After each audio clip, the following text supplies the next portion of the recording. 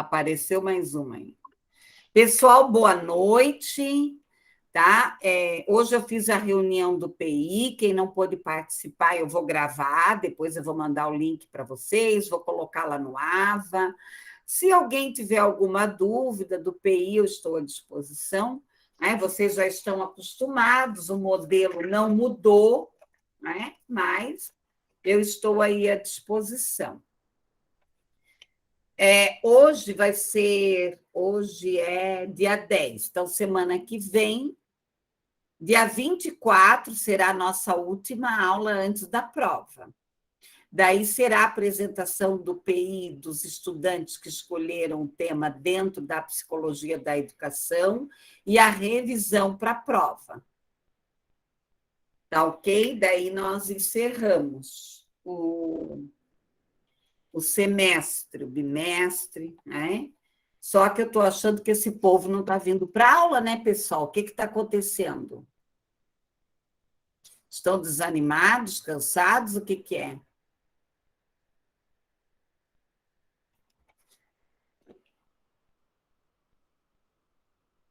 Eu sei que é final de ano, mas nós estamos aí na reta final, né? Temos que aguentar o tranco. Alguma dúvida, alguma coisa, pessoal?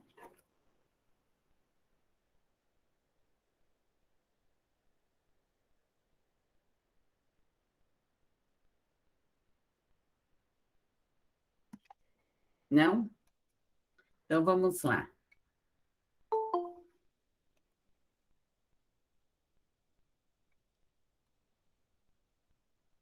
Vamos para a aula.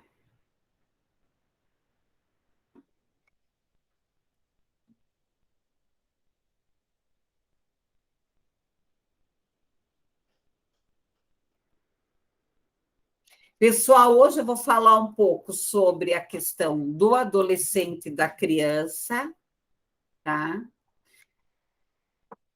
E também das dificuldades de aprendizagem, dos transtornos de aprendizagem, que é um ponto muito importante do nosso papel dentro da escola, de dar esse apoio, de fazer intervenções, logicamente, nós não iremos atuar na área clínica, mas temos que fazer as orientações, os encaminhamentos.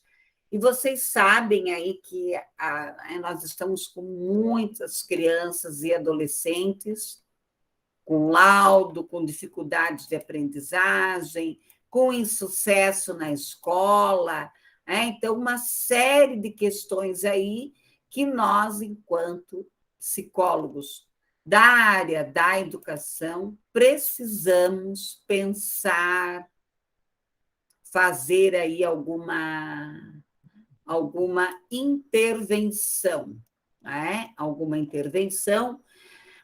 Nós já trabalhamos praticamente todos os conteúdos. Eu gostaria de falar um pouco sobre o Bauman, Edgar Morin, Paulo Freire, que são estudiosos necessários, que nós tenhamos aí alguma leitura deles, Aqui, a criança e o adolescente. Primeiramente, eu vou falar um pouco sobre a criança e o adolescente, mas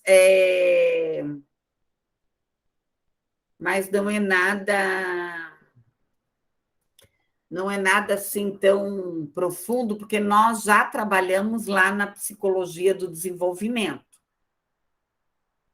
Tá bom? Então, falando um pouco sobre a questão do papel das redes sociais, a questão do suicídio, que precisamos prestar atenção. Na Uniandrade, felizmente, nós temos um índice praticamente zero. Claro, nós temos bastante estudantes com ansiedade, com depressão e tudo mais, mas nós temos aí instituições de ensino superior aqui em Curitiba com índice muito alto. de suicídio, né? Fora até do esperado. Tá? Então, né, claro, nós gostaríamos que não tivesse nada, né? Mas é um número muito baixo. Esse ano nós tivemos um caso, mas ela já tinha se formado, né, tadinha, né? Mas um caso assim bem complicado, tá? Mas assim, né, nós todos os profissionais, os professores, nós, né, que trabalhamos no apoio na SINAC, no setor pedagógico, nós procuramos prestar atenção, né? Mas tem coisas que às vezes fogem aí da nossa alçada também, né? Mas é o papel da escola, né, de prestar atenção nessas questões. Então, nós temos aqui a questão da criança e da adolescência, que é praticamente, claro, você pode trabalhar no ensino superior também, logicamente, como psicólogo, ok? Aqui a saúde do bem, o estar físico, mental, social, o estado de ausência de doença. Qual é o conceito de saúde mental? Então, que esse estudante, que esse adolescente, ele esteja, né, ele apresente aqui o desenvolvimento cognitivo, social, emocional, o desenvolvimento e a interação, o cérebro do adolescente, a neuroplasticidade, as experiências. Então, vocês tiveram lá com a professora Ana a parte da aprendizagem e comigo a parte do desenvolvimento. Então, esse psique, a construção desse psique. E, logicamente, lamentavelmente, o suicídio, a depressão, a ansiedade, depressão e suicídio tem assolado, né, tem assombrado, eu diria, os adolescentes. Teve o caso, agora, recentemente, de um menino de 13 anos que se suicidou. Então, é uma idade que você quase não ouve falar, né? Mas, lamentavelmente, então, isso é um dado preocupante. A morte entre os adolescentes, cerca de 90%, né, são relacionadas a transtornos mentais. Daí, claro, ele se envolve com o uso de drogas e tudo mais. O suicídio no mundo é 16, né, cada 100 mil aí, né, uma morte a cada 40 segundos nós temos, né, no mundo. Claro, esse dado pode ser que mudou. Eu não gosto muito de trabalhar com dados estatísticos, porque eles estão sempre em mudanças, em transformações. A questão aqui da morte, da faixa etária, de 10 a 24 anos. E, logicamente, que vocês já estudaram, já viram comigo, com outros professores, a questão do preconceito, do estigma, do diagnóstico, da rede de apoio, dos protocolos de prevenção, dos transtornos mentais, do ambiente familiar disfuncional, a questão da dificuldade financeira hoje, sempre, né, nós tivemos. Lamentavelmente, né, o dinheiro, o grosso do dinheiro está na mão de poucos. O abuso, a violência, o uso de substâncias, a tentativa já anteriores de suicídio, a questão da idade, de gênero, de regiões, países específicos. Então, nós temos aí países, né, dependendo aí da maneira como é feito, né? O Japão, nós temos aí um índice complicado, a própria Suíça. Cidades do Brasil, nós temos cidades, por exemplo, Santa Catarina, Guabiruba, Pomerode, que são cidades estruturadas financeiramente, mas têm um índice de suicídio um pouco assustador. Tendências aqui seculares, né, do dia a dia. A questão, né, a maioria são adolescentes, os idosos têm diminuído, tá? Tem diminuído, lógico. Provavelmente, lá para o início do ano que vem, até fevereiro, nós teremos dados aí diferenciados devido à pandemia. Então, não temos esses dados aí atualizados. A questão aqui do homem e da mulher, a arma, o enforcamento, também muita gente usa medicações. Tentativas de suicídio maior em mulheres. Então, existe um paradoxo de gênero.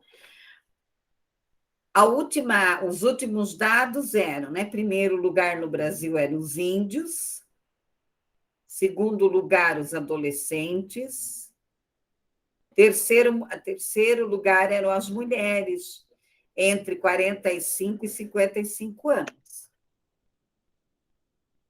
Mas, claro que toda essa realidade ela vai mudando. Tiveram muitas mulheres que, nessa faixa etária, entre 45 e 55 anos, foram mulheres também que se dedicaram muito à família, ao lar, daí se decepcionaram, não tiveram carreira. Então, eu atendi muitas mulheres dessa faixa etária, que, sabe, tinham se dedicado aos filhos, à família, e, de repente, né, levaram uma puxada de tapete aí, né, para o acordar para outras questões aí profissionais e tudo mais. Suicídio em regiões, então, as desvantagens socioeconômicas, mudança cultural, geografia, clima, meios letais, uso de álcool, drogas, etnias, crenças religiosas, essa coisa aí, né, de homem matando mulher aí, né, tá meio complicado, né? Tem tido uns crimes meio bárbaros aí, por aí. O suicídio, né, a questão do agnósticos, né, quer dizer, as taxas, né, os muçulmanos têm o maior ou têm o menor, enquanto os cristãos, budistas e hindus têm o maior número de suicídios. As tendências seculares, o número de décadas inclusivos, mudanças sociais rápidas, desemprego, redes sociais, né? Porque as redes sociais aí têm levado as pessoas à depressão, tentativas de suicídio de 10 a 20 vezes mais do que os suicídios concluídos. Felizmente, ainda bem, né? Ainda bem. Graves, né? Cerca de 3% dos adolescentes do Ocidente. Então, no Ocidente, nós temos um maior número de adolescentes aí se suicidando. A questão aqui da cerca de 30% dos suicídios são já históricos de tentativas, então os psiquiatras e todos os especialistas que trabalham nessa área pedem, tá? Pedem aí para que as pessoas fiquem atentas, né, pessoal? Fiquem atentas. A pessoa não pode ficar sozinha. Né? A pessoa não pode ficar sozinha e a família tem que se organizar, não tem outra coisa. O risco de uma tentativa adicional de 20 vezes maior, a prevenção do suicídio, aí entra o nosso papel dentro da escola. Esse olhar diferenciado, prestar atenção, pode ser até um professor, um funcionário. Prestar atenção, tá? Prestar atenção no grupo como um todo, verificar. A questão, às vezes, a pessoa não declara, mas fala assim, ai, que vontade de sumir. Ai, não aguento mais, né? Vai trazendo outras frases.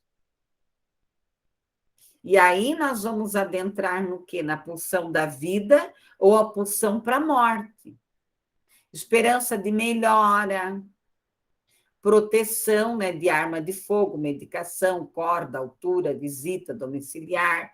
Né? Então, eu tive, há uns 2 anos atrás, aí uma senhora que nós acompanhávamos, a filha foi ao mercado, fui no mercadinho em 10 minutos, ela pegou o fio do banheiro, né, e foi-se embora.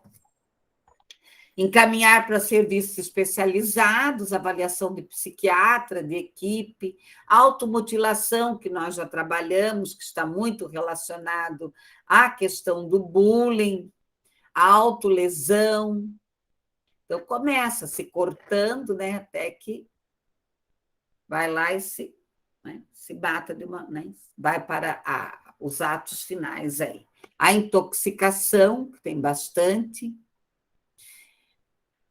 Encaminhar para o psiquiatra, orientar a família, orientar adolescentes, fazer projetos dentro da escola de orientação profissional, de trabalhar autoestima, autoimagem, projetos de aconselhamento, métodos aqui de autoagressão, cuidar com isso, sintomas depressivos, transtornos psiquiátricos, pessoas que perdem muito humor, autoagressão, fatores de proteção, interpessoal, intrapessoal, fazer grupos, de repente a escola investe em grupos de dança, trazer atividades diferenciadas, ou de capoeira, de judô, sei lá o que essa meninada gosta, né?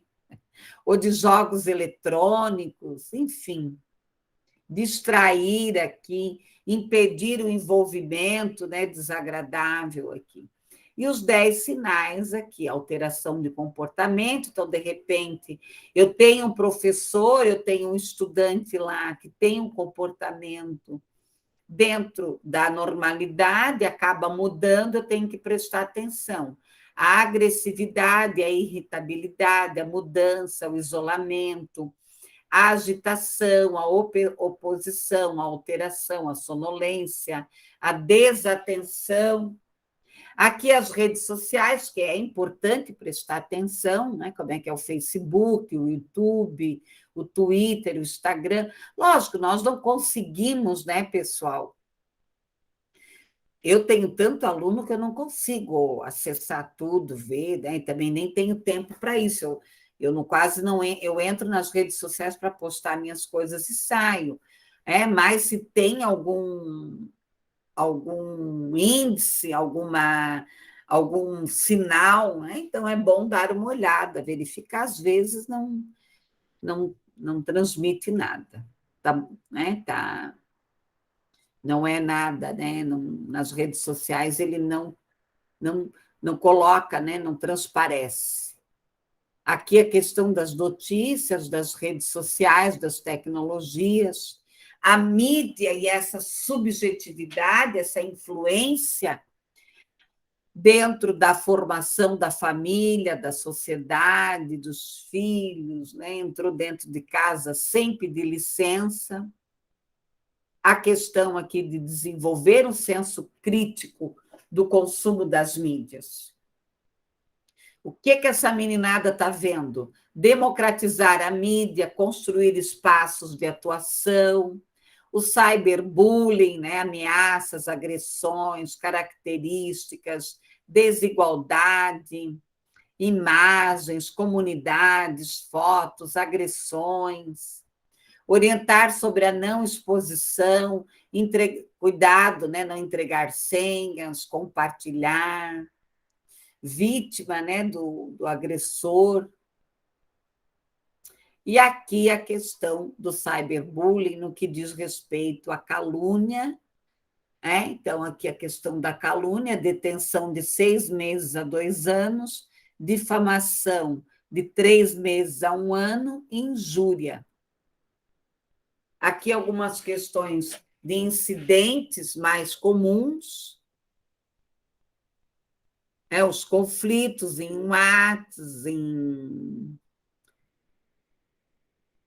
exposição de intimidade, o uso inadequado do celular. Eu até estava olhando agora no Instagram, uma menina, né, que expôs fotos, né, de nudes do ex-namorado aí em internet, né? Então ela está sendo indiciada aí também.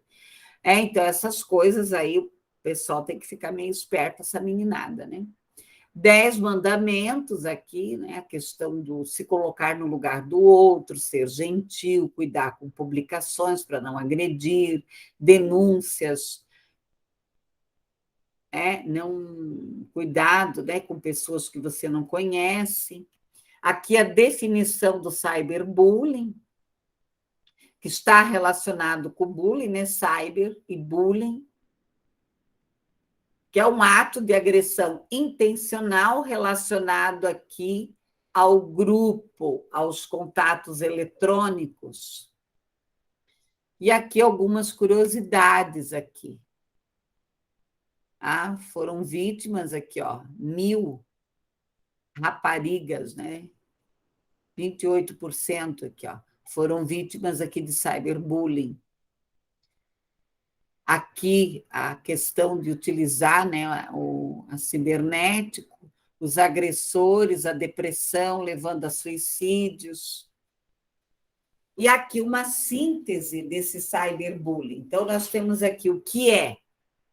Ocorre no quê? Na internet. Uma pessoa com algo diferente, limitado, mental, pessoa, né? Então, entrar lá, né? Às vezes se faz de bom amigo, né? De bonzinho.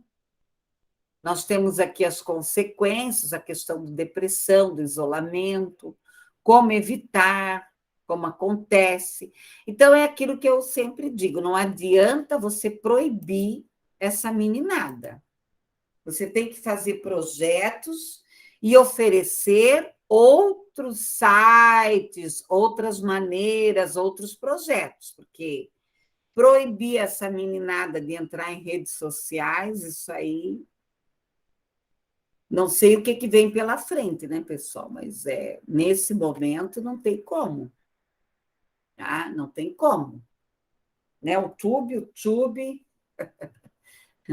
agora tem o TikTok, nem sei o que tem tudo, né? Então, não tem como. O que se pode ser feito é um trabalho de conscientização, sempre, né? Chamando as famílias, os professores, e oferecendo outras atividades, outras oportunidades. Não adianta assim, sai do celular. Tá, eu vou sair do celular e vou ficar fazendo o quê? Olhando para ti. Então, tem que oferecer uma outra coisa em troca, né? Igual a história de tirar o bico da criança. Vai lá, arranca o bico da boca da criança e daí? Vai oferecer o quê no lugar? Então, é aquela história, né? Comendo pelas beiradas. Pessoal, alguma dúvida? Alguém quer fazer alguma colocação sobre tudo isso?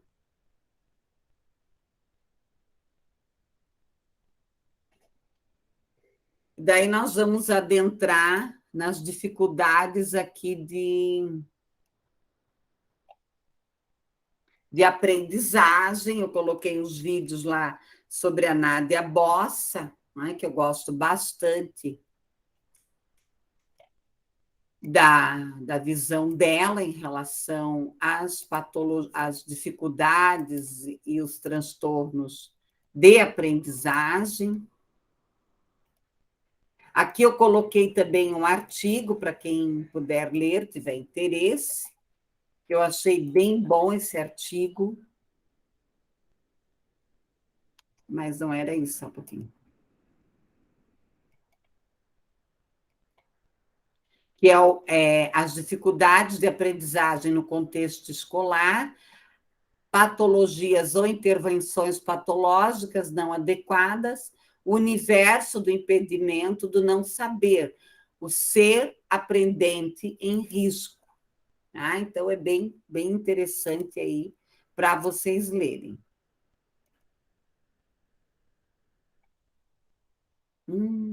Alguma coisa errada aqui, só um pouquinho. Tem que aprender as manhas aqui, acho que agora vai dar. Ok? Então, o que é normal e o que é patológico? Nós temos que cuidar dentro da escola e fazer e efetivar o nosso papel. Então, o que é aprendizagem? Vocês estudaram aí com a professora Ana, a questão de processar, armazenar, né? Ela trabalhou aí alguns teóricos, a questão da intervenção, da investigação, envolve o quê? O processo de informações, né? Então, processos sensoriais, neurológicos, psicomotores, psicológicos. Então, essa prontidão que o estudante ele tem que ter para aprender.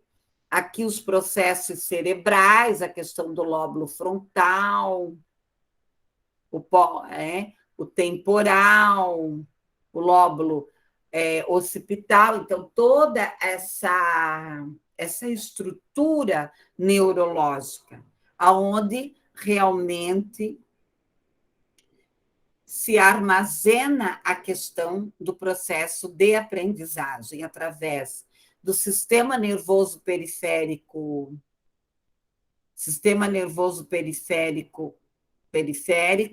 que vai para o sistema nervoso central, e daí se faz o armazenamento a curto, médio e a longo prazo. Aqui a prontidão, o grau de desenvolvimento mental, a maturação intelectual, social, emocional, o interesse, o desejo de aprender, a questão das funções do sistema nervoso central, como eu acabei de falar, nós vamos ter essa memória sensorial, essa memória que vai perpassar pelo sistema nervoso periférico e vai lá para o sistema nervoso central, fazendo essa questão do armazenamento, da integração, da formulação e da regulação. Tá? Aqui nós temos, então, as habilidades associadas a cada hemisfério. Nós temos o hemisfério esquerdo, que é a escrita, os símbolos, a leitura, a linguagem, a conservação, as instruções, a associação auditiva. Nós temos aqui o hemisfério direito, que são as relações espaciais, figuras, música, criatividade, sentimentos, emoções, visualização. Então, logicamente, que essa separação das funções do hemisfério esquerdo e hemisfério direito, na prática, no dia a dia, ela pode não ocorrer dessa maneira, tudo vai depender da disfunção que esse cérebro tem. De repente, algum problema das funções do cérebro esquerdo, o hemisfério direito acaba assumindo e assim sucessivamente. O que é uma dificuldade de aprendizagem? O que é uma DA? Então, é um termo geral que se refere a desordens, a aquisição na compreensão, às vezes, da fala, da leitura, da escrita, do raciocínio matemático. Mas ele não tem laudo, ele não tem transtorno. É aquele estudante que tem dificuldade em alguma área acadêmica. Tá? Então, se caracteriza aqui pela impossibilidade, pela dificuldade momentânea, pela a questão aqui do aprendizado. De repente, o estudante ele está indo bem, mas acontece alguma coisa na vida dele, alguma doença, alguma perda, algum problema, mudança de professor, mudança de escola, de cidade. Aí nós temos aqui os transtornos de aprendizagem. A questão cronológica, a inteligência, o rendimento escolar, as habilidades que exigem na leitura e na escrita. Ler e escrever é uma das habilidades mais complexas do nosso cérebro. Tá? Ler e escrever é uma habilidade complexa aqui do nosso cérebro. Porém, o que é um transtorno? O transtorno vem de um laudo. Existe aqui o quê? Uma disfunção neurológica. Claro que nós não vamos ver todos os transtornos. Nós temos dislexia, dislalia, descalculia, disfasia, disgrafia, é um monte de dis. Nós vamos estudar aqui as mais que aparecem mais na escola, que são mais evidentes, que estão em maior número e que atrapalham aí o sucesso escolar dessa meninada. O que é a dislexia? É o distúrbio, lexia, leitura, linguagem, dificuldade na leitura. Como que nós podemos trabalhar com o dislexo? Nós temos na Uniandrade alguns estudantes com dislexia. Então, lógico, é feita reunião com os professores, com a coordenação para fazer esse acompanhamento, para ajudar esses estudantes, para ajudar esses estudantes no intuito, primeiro, textos curtos, segundo, se ele vai precisar de prova oral, se ele vai precisar de um apoio de materiais extras. E dentro da escola, qual é o método adequado para você alfabetizar, né, pessoas com dislexia? É o método fônico. E existe também o método pandislexia, que foi criada pela professora Pamela, que é uma americana. Nós temos no Brasil a Maria Cristina Bomberg, que é a representante no Brasil desse material. Tá? Desse material. Então, existem materiais específicos. Então, não tem como, às vezes, você alfabetizar um dislexo pelo método global. Tá? Então, aqui o transtorno de leitura da dislexia. Eu digo sempre que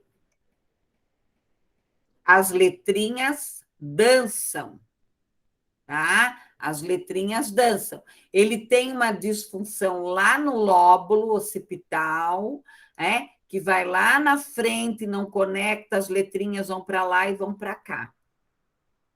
Tem cura o dislexo? Não, nenhum transtorno de aprendizagem tem cura.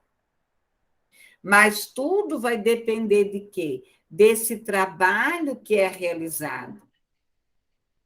Então, consiste em quê? Em um rendimento, numa compreensão, numa idade cronológica, numa inteligência, na escolaridade. Tem aqui as omissões, a compreensão, a leitura, o transtorno da matemática, a expressão. Aqui, de 60% a 80% são do sexo masculino, não sabemos por quê. Eu, pelo menos, não achei nada que explicasse essa razão. Pode ser que vocês acabem achando, alguém acaba encontrando aí, que alguém acabou pesquisando sobre isso. Aqui nós temos aproximadamente 4 em cada 5 casos nos transtornos de aprendizagem. A pré-escola, antes do 3ª a 4ª série. Então, o que acontece com o dislexo? É a mesma coisa com o deficiente intelectual. Se ele não tem nenhuma característica tão evidente lá na educação infantil, ele acaba passando despercebido. Até porque a educação infantil dentro da BNCC, ela não está pautada para o processo de alfabetização e de letramento. Aí, quando essa criança, esse estudante, adentra o primeiro ano e que ele tem que dar conta, e que ele tem obrigação social e cultural de se alfabetizar, aí, às vezes, é que se percebe que ele é dislexo. E daí vai ser feito o quê? Avaliação de desenvolvimento psicoeducacional. Então, ele pode persistir na idade adulta, sim, a vida inteira ele vai ser dislexo.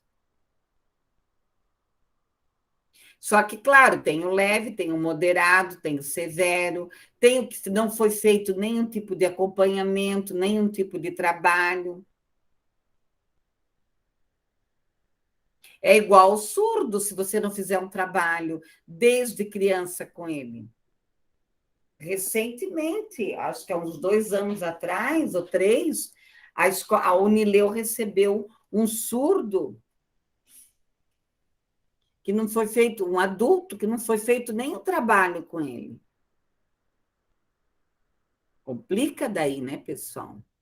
Os transtornos de matemática, que são a descalculia, essas questões das operações aritméticas, questão cronológica, de inteligência, de escolaridade, a confusão na incapacidade, né, corretamente, as habilidades linguísticas, os conceitos matemáticos, os símbolos matemáticos, reconhecer ou ler símbolos numéricos, aritméticos, agrupar objetos, conjuntos, então vai ter dificuldade.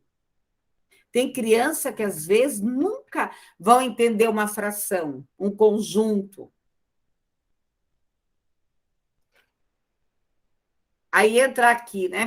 Vai adentrar onde? Na descalculia, não vai copiar corretamente as cifras, os sinais de operações, as habilidades perceptuais, numéricas, agrupar objetos, conjuntos, tá? A questão da descalculia. E aí acontece o quê? Às vezes esse estudante ele é dislexo e também tem o quê? Dificuldades. Na matemática, ele pode ter as duas coisas, ele pode ser dislexo e ter descalculia, ou ele pode ter descalculia e ter um pouco de dificuldade na escrita, ou ao contrário. Então, ele deve ser considerado um problema de aprendizagem independente. Tá? Ele é independente, mas um influencia o outro. Um influencia o outro. Quais os sintomas aqui da questão da descalculia? Lentidão, para aprender a tabuada, a sequência. É muito importante aprender a tabuada, até para entender a questão da sequência matemática. A orientação espacial, a soma, a subtração, multiplicação, divisão. Eu já tenho de casos que nunca saíram da subtração. Não foram para multiplicação, divisão. Daí tem problema de memorização de fórmulas, grande quantidade, confusão de símbolos, entender palavras, transcrever números, sinais, sequenciação.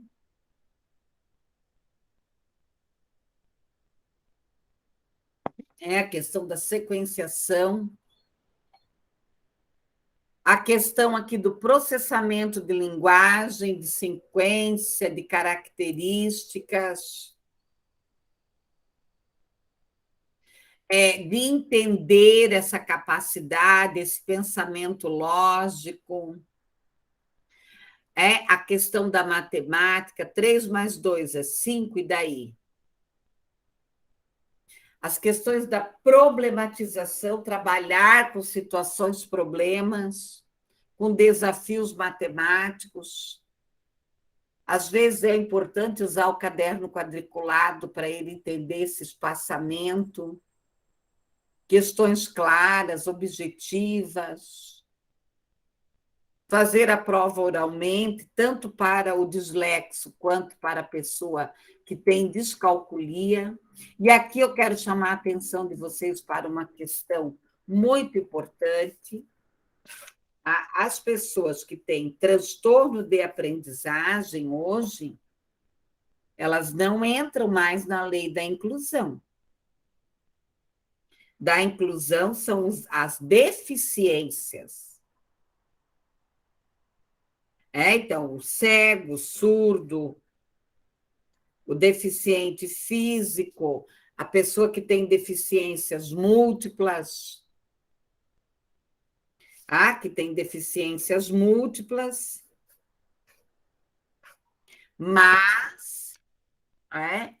mas que tem aqui a questão das altas habilidades, superdotação, mas eles não têm o dislexo, os que têm transtorno, eles não têm direito nem a profissional de apoio. Eles não entram mais na lei da inclusão. É igual hiperatividade e déficit de atenção. Então, complica. Então, geralmente, eles têm o laudo, eles precisam ter o quê? Um acompanhamento ou em sala de recursos, atendimentos com psicopedagogo, trabalhos diferenciados, currículos com flexibilização, só que às vezes eles não têm. E eu já acompanhei dislexo com depressão. Então, aqui o ensino às vezes é fraco, fatores culturais, prejuízo visual, né? Vem junto com uma deficiência intelectual, fatores emocionais graves. Aqui, diminuir a quantidade de tarefa, né? Sempre trabalhar do simples para o complexo. Resolver o problema, ter livre de erros, nada é óbvio. Eu já ensinei, eu já expliquei. As dificuldades de aprendizagem aqui, os obstáculos, as barreiras, a captação, a assimilação, as questões duradouras, passageiras ou menos intensas. Como eu já expliquei aqui, a diferença entre transtornos e dificuldade. Alguns autores, às vezes, configuram a mesma coisa, mas não são diferentes. Eu gosto muito do Ziraldo, quem puder, procure os livros do Ziraldo, inclusive ele tem um que ele escreveu sobre o autismo. Então, o menino não tem que passar de ano. Quem passa de ano é o tempo. O menino tem que ser avaliado, percebido, orientado, estimulado. O menino tem que ser amado. Cada criança conseguirá em tempos diferentes. Elas não serão repetentes, serão apenas diferentes uma das outras. Ziraldo. O Ziraldo escreve, ele tem uns livrinhos, né, para ensinar matemática dos dedinhos. Ele é um fofo. Ele estava bem doente, aí não sei como é que está o estado de saúde do Ziraldo. Estruturas cognitivas, construção do conhecimento pelo sujeito. Então, a escola tem que pensar nessa construção, dessa estrutura. Todos nós somos capazes de aprender. Então, quem pôde assistir lá o vídeo que eu postei é bem interessante. A recuperação paralela ao direito e não ao castigo. A questão aqui do ensino-aprendizagem, desenvolvimento cognitivo, as questões indissociáveis, o desenvolvimento profissional, o compromisso, as dificuldades, aqui as impossibilidades. Se desenvolve o quê? No tempo, na aprendizagem, nos alunos, no ano letivo, nas especificidades, nas características dos professores. Então, a escola, você tem muito trabalho. Você tem muito trabalho dentro de uma escola. A importância aqui. Então, os transtornos globais, os distúrbios de aprendizagem, as dificuldades, né? A dislexia entra nos distúrbios, nos transtornos, os transtornos globais de desenvolvimento, que atinge uma grande área aqui do desenvolvimento, a questão da capacidade intelectual, social, interativa, a questão da comunicação, de enfrentar a escola, a questão de síndromes, de deficiências mentais, que seriam ali as doenças mentais, o próprio TEA, né, o autismo. E aí, qual é o nosso papel dentro disso tudo? É criar projetos de conscientização, de orientação, de aconselhamento, criar grupos, trabalhar com teatro, trabalhar com atividades alternativas. Eu vejo aqui, eu moro aqui perto do Leôncio Correia, quantos projetos interessantes a escola, né? O Leôncio Correia criou. Quantos projetos? Então, isso é muito bom. Diferentes. Eles ganharam até prêmios aí, andaram ganhando. Distúrbios de aprendizagem, a linguagem, a compreensão, a questão da oralidade, da escrita, da leitura, e conversar com os pais sobre o desenvolvimento.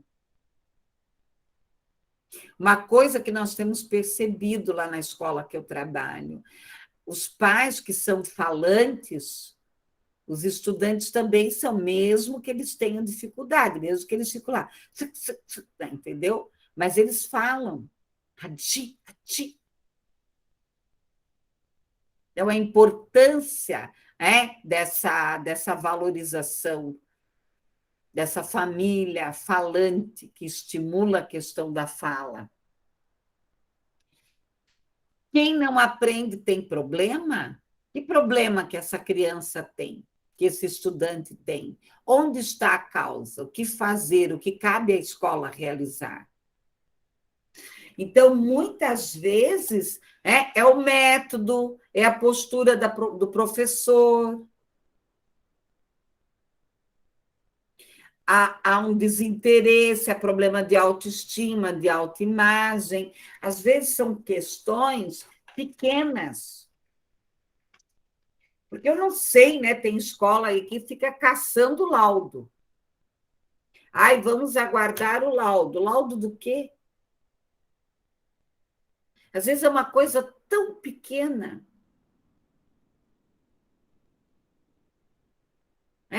Tão pequena uma queixa. Ai, vem lá com a queixa. Ai, não, ele não aprende nada. O que é esse nada?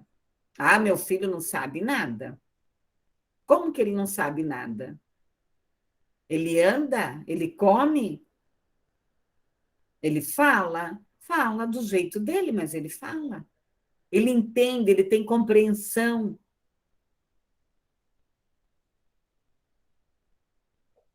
Por que ele não aprende?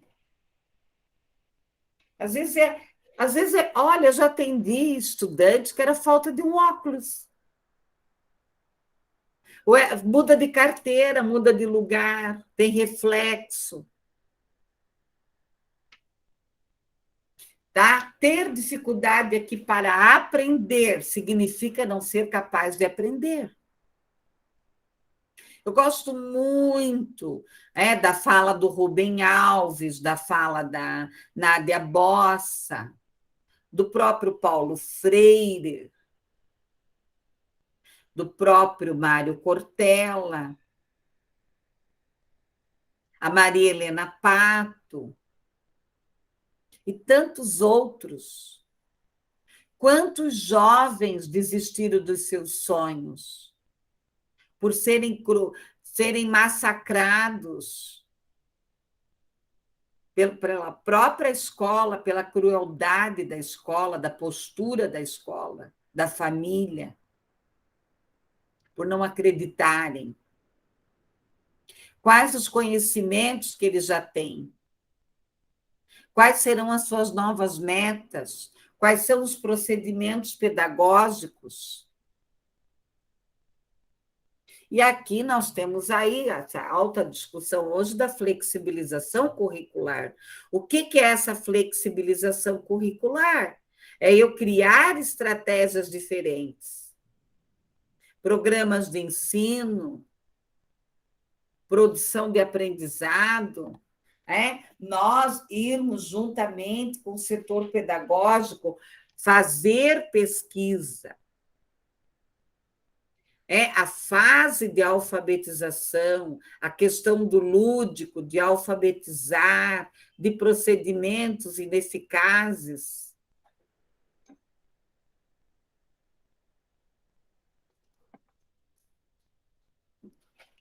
Aqui os níveis de velocidades de aprendizagem. Eu já passei a matéria, já estou cansada. Buscando aqui a curto, a médio, a longo prazo, o aprender, dicas de estratégias, dar a entender o aluno que conhece o seu problema, para ajudá-lo, incentivá-lo, trabalhar a autoestima dele, não enfatizar o que ele não sabe, mas sim o que ele sabe. Daí nós podemos adentrar com os programas, com grupo focal, com grupo de teatro, com roda de conversa, com aconselhamentos, com dinâmicas de grupo, com bate-papo, levar outros profissionais para a escola para discutir, para conversar sobre isso. Tem muita gente aí sendo massacrada. Evitar comparações constantes, incentivar o aluno, a fazer perguntas, a participar das aulas, de compreender o material escrito, a questão da valorização do conteúdo, selecionar o material, verificar se não existem outras estratégias. Nós temos aí o Kumon, o Supercérebro aí tem feito um trabalho muito bom junto com o Abaco, tantas técnicas, tantas estratégias para você trabalhar o processo de ensino-aprendizagem, dar apoio a esse estudante que tem sucesso, que não acredita mais nele. Não apressar a criança, trabalhar com o uso de dicionários, ele trabalhar aqui com o uso de dicionários, use o dedo, se for preciso, para fazer comentários progressivos, ela poder levantar o dedo para poder falar, se manifestar, reforçar o seu progresso, aumentar o tempo limite para a execução das tarefas, verificar o material, se está adequado, o tempo, o texto. Sempre é bom passar o material antes para que esse estudante possa verificar esse material com antecedência. A relação letra-som, selecionar um parceiro, um conteúdo, instruções, questões, linguagens. Verificar qual é o centro de interesse dele, se é jogos, se é música, se é vídeo, o que ele gosta. Colaborar a leitura, o leitor, os erros, trabalhar com pares, com criança que sabe, criança que não sabe, leitura monitorada, escrever sobre o que leu. Não deixe que a leitura seja uma mera atividade da escola, mas que incentive ele a ler. Material didático, utilizar letra, tipo Arial, de tamanho 16, dependendo do estudante, utilizar letras maiúsculas, minúsculas, blocos lógicos, cartões, reformulações, realizar atividades dentro e fora da escola, sempre estimular as palavras desconhecidas, não corrigir, riscar, não expor o estudante, não mostrar impaciência, trabalhar com avaliações diferenciadas, tem tantas maneiras de nós avaliarmos um estudante, perguntas, o aprendiz, as estratégias aqui de aprendizagem, nós temos que discutir com esses professores, com esses grupos, a questão da ansiedade, da autoeficácia, do autoconhecimento, da autoimagem. O que essa escola significa para esse grupo? Professor, 4 horas da tarde, tu está querendo ir embora, então. O que significa isso? Eu adoro ir para a escola, mas estudar não. Então, tem umas coisas assim, pessoal?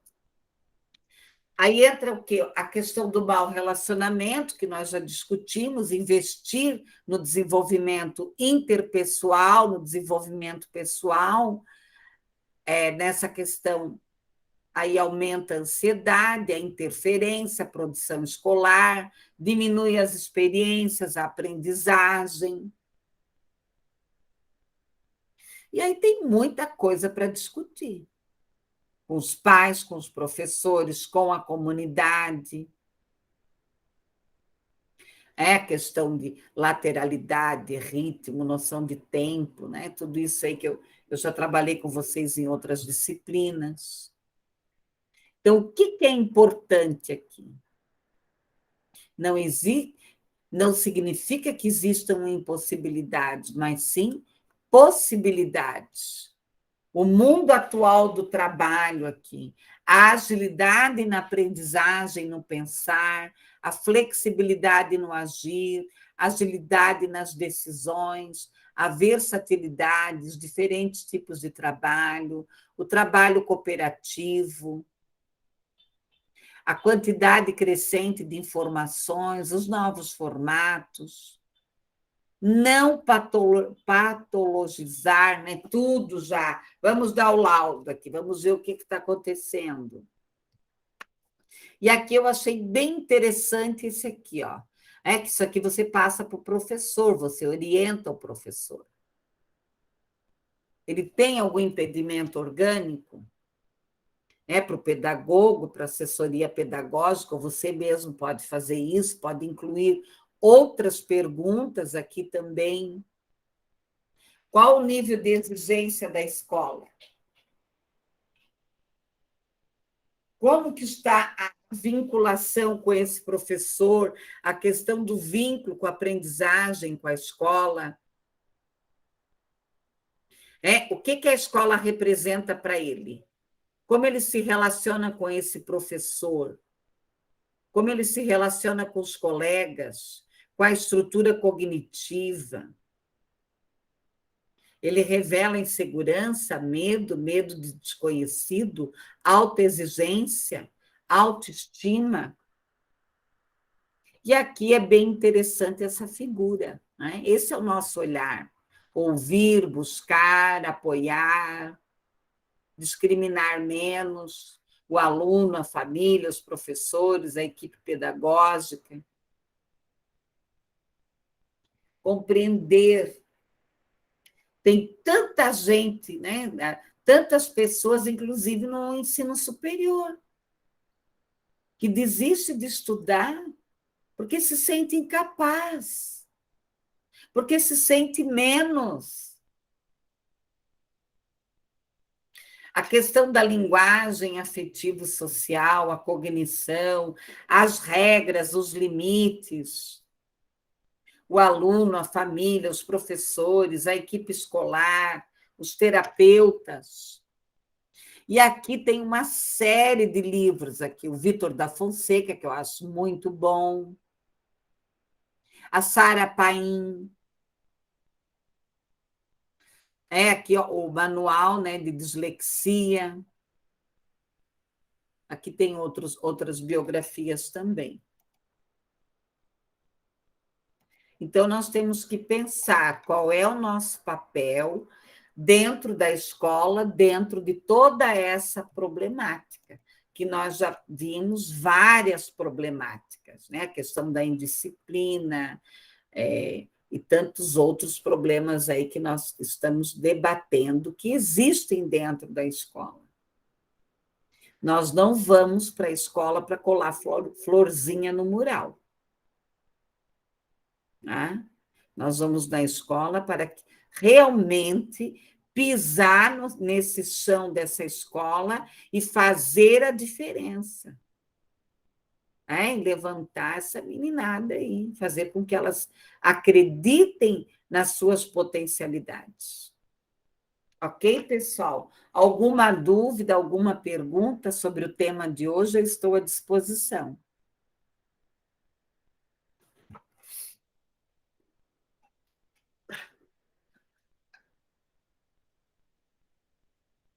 Não? Então, ok, eu vou parar a gravação.